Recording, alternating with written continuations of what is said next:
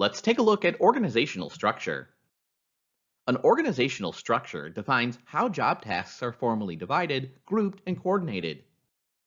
Managers should address 7 key elements when designing the structure: work specialization, departmentalization, chain of command, span of control, centralization, decentralization, formalization, and boundary spanning.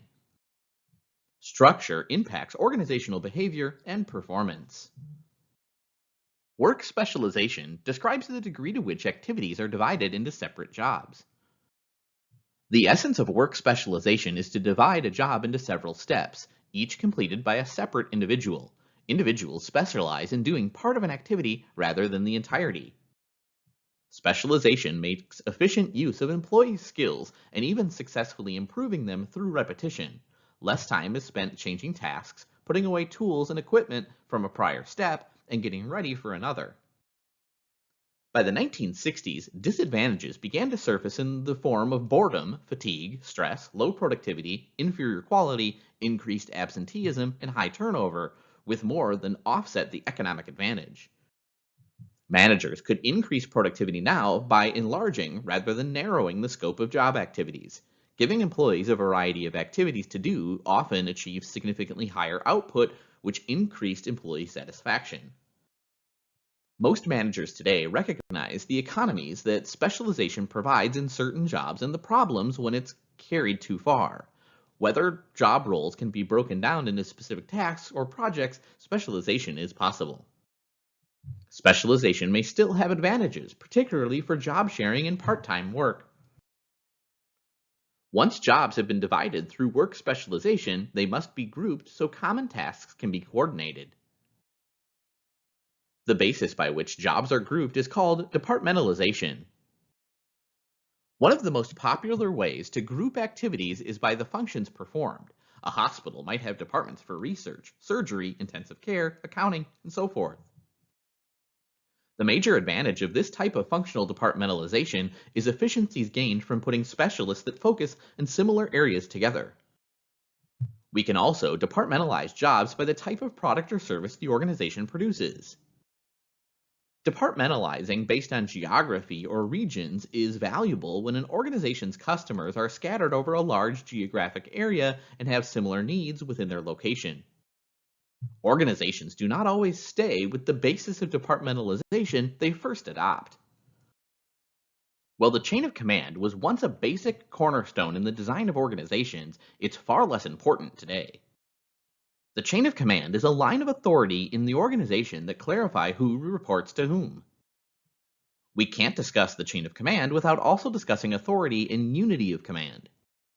Authority refers to the rights inherent in a managerial position to give orders and expect them to be obeyed. To facilitate coordination, each managerial position is given a place in the chain of command, and each manager is given a degree of authority to meet his or her responsibility. The principle of unity of command helps preserve the concept of an unbroken line of authority. It says that a person should have one and only one superior to whom which he is directly responsible. If the unity of command is broken, an employee might have to cope with conflicting demands or priorities from several supervisors. Times change, however, and so do the basic tenets of organizational design.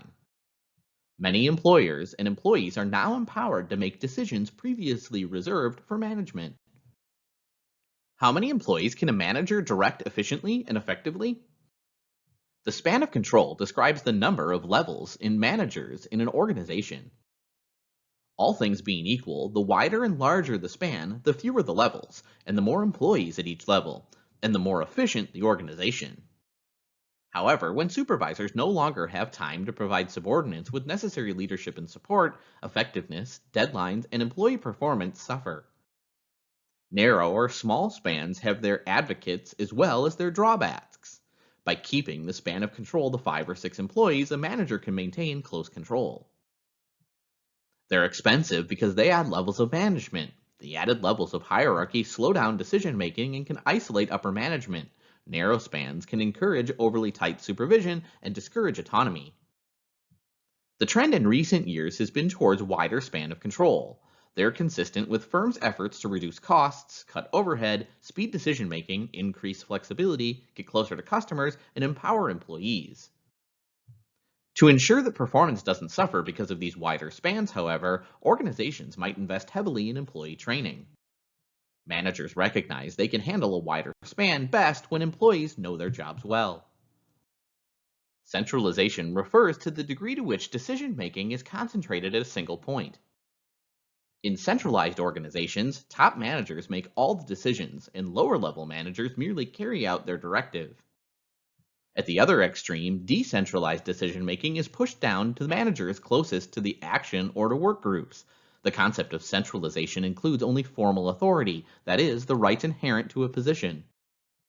A decentralized organization can act more quickly to solve problems. More people provide input into decisions, and employees are less likely to feel alienated from those who make decisions that affect their work life. The effects of centralization and decentralization can be predicted. Centralization organizations are better for avoiding commission errors, bad choices, while decentralized ones are better for avoiding omission errors, lost opportunity.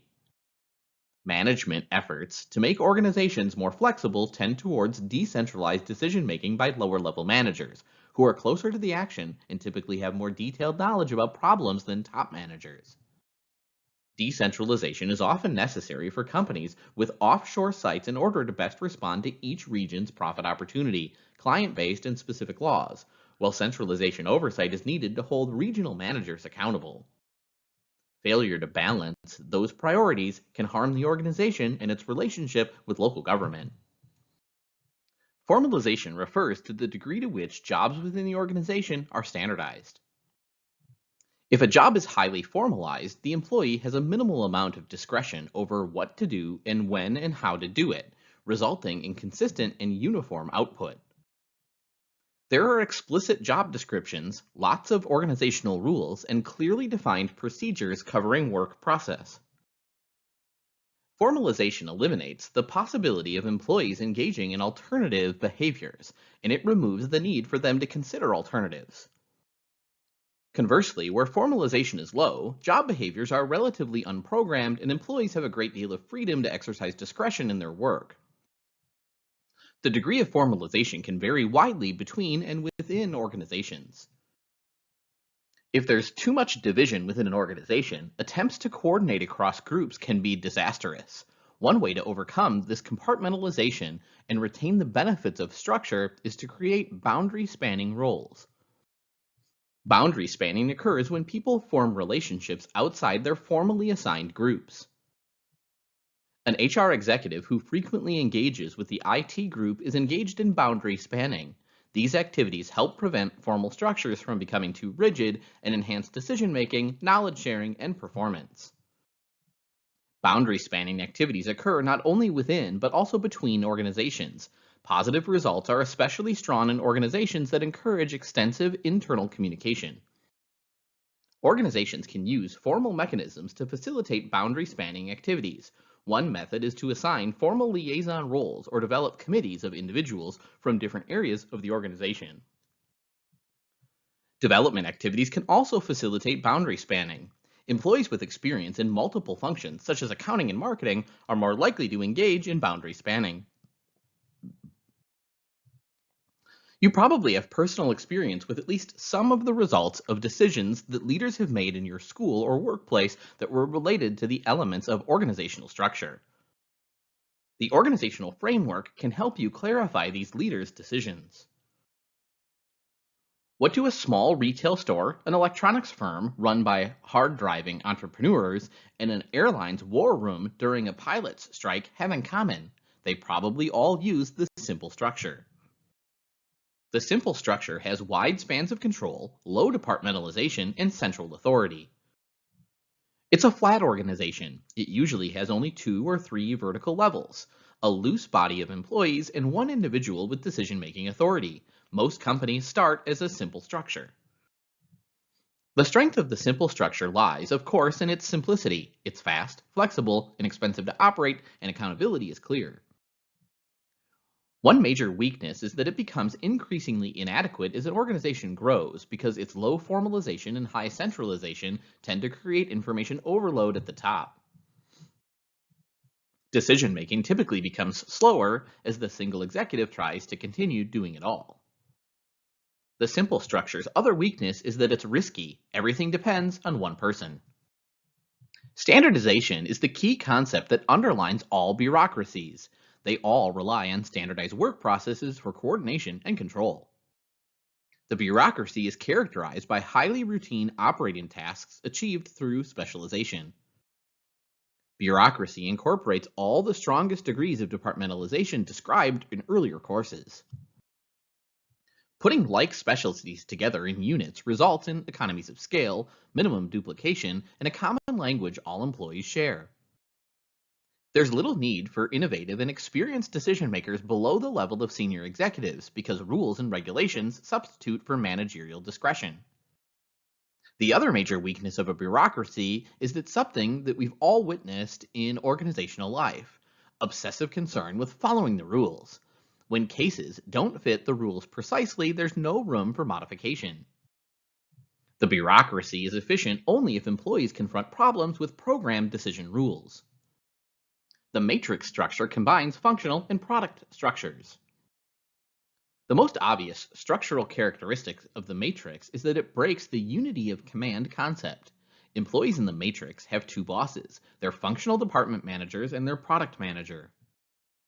For example, a professor of accounting teaching an undergraduate course may report to the director of undergraduate programs as well as to the chairperson of the accounting department. The strength of the matrix is the ability to facilitate coordination of many complex and interdependent activities. Its dual lines of authority limit people's tendency to protect their territories at the expense of the organization's goals. The major disadvantages of the matrix lie in the confusion it creates, its tendency to foster power struggles, and the stress it places on individuals. For individuals who desire security and absence from ambiguity, the work climate can be stressful. Reporting to more than one boss introduces role conflict, and unclear expectations lead to role ambiguity.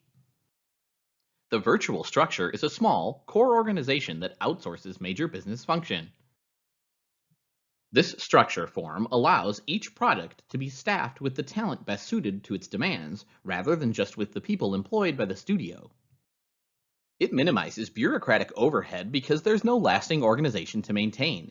It lessens long-term risks and their costs because there's no long-term.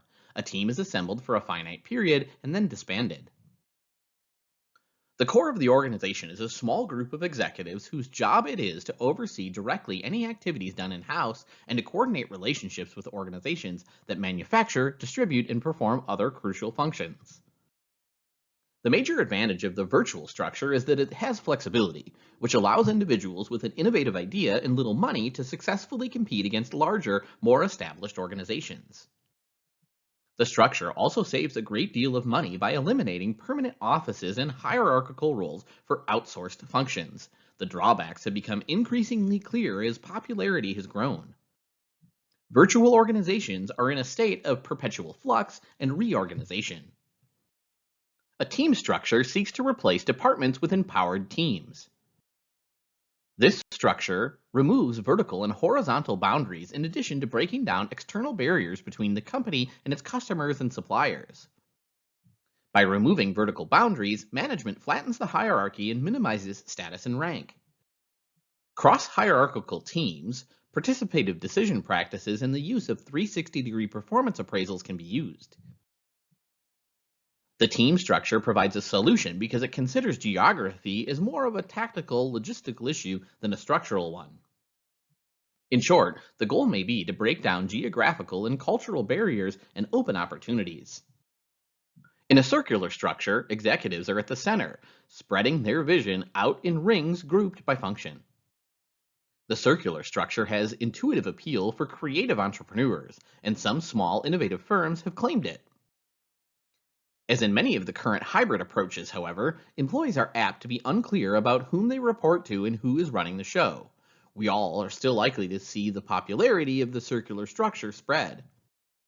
The concept may have intuitive appeal for spreading a vision of corporate social responsibility. The goal of some organizational structures is to improve agility by creating a lean, flexible organization.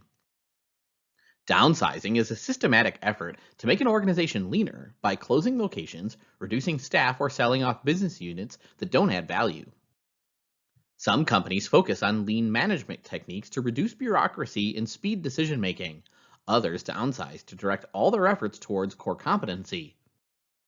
Reducing the size of the workforce perhaps has positive outcomes in the long run, although the majority of the evidence suggests that downsizing has a negative impact on stock returns the year of downsizing.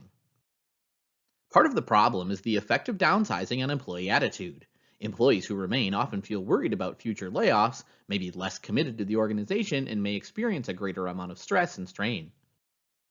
Downsizing can also lead to psychological withdrawal and more voluntary turnover, so vital human capital is lost.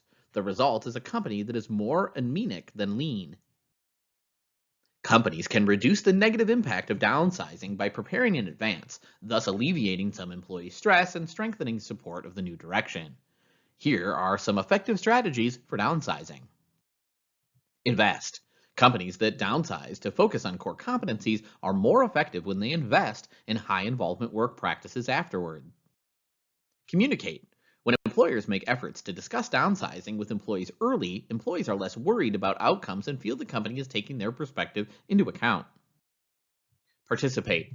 Employees worry less if they can participate in the process in some way. Assist. Severance. Extended healthcare benefits and job search assistance demonstrate that a company cares about its employee and honors their contribution. Companies that make themselves lean must make cuts carefully and help employees through the process. The mechanistic model is characterized by centralization and extensive departmentalization. The organic model is a structure that's flat, uses cross-functional teams, and participative decision-making. Why are some organizations structured along more mechanistic lines, whereas others follow more organic ones? Structure is a means to achieve objectives derived from the organization's overall strategy. An organization pursuing a cost minimization strategy controls costs tightly, refrains from incurring unnecessary expenses, and cuts prices in selling a basic product. Organizations following an imitation strategy try to minimize risk and maximize opportunity for profit, moving new products or entering into new markets only after innovators have proven the viability. An organization's size significantly affects its structures. Organizations that employ 2,000 or more people tend to have more specialization, more vertical levels, and more rules and regulations than do small organizations. An organization's environment includes outside institutions or forces that it can affect its structure, such as suppliers, customers, competitors, and public pressure groups. Dynamic environments create significantly more uncertainty for managers than do static ones. To minimize uncertainty in key market arenas, managers may broaden their structure to sense and respond to threats. Sometimes organizations start to have a particular structure because of fads or trends. Organizations can try to copy other successful companies just to look good to investors. An organization's structure can have significant effect on its members. Not everyone prefers the freedom and flexibility of organic structures. Some people are most productive and satisfied when work tasks are standardized and ambiguity is minimized, that is, in mechanistic structures. The evidence generally indicates that work specialization contributes to higher employer productivity, but at the price of job satisfaction. However, work specialization is not an unending source of higher productivity. As the workforce has become more highly educated and desiring of jobs that are intrinsically rewarding, we seem to reach a point at which productivity begins to decline as a function of specialization. Some individuals want work that makes minimal intellectual demands and provides the security of routine. For them, high work specialization is a source of job satisfaction. We also find evidence linking centralization and job satisfaction. This is partly because, in general, less centralized organizations have a greater amount of autonomy. But again, while one employee may value freedom, another may find autonomous environments frustratingly ambiguous. We can draw one obvious insight. People don't select employers randomly. They're attracted to, are selected by, and stay with organizations that suit their personal characteristics. Organizational structure affects the employee and thus must be designed carefully.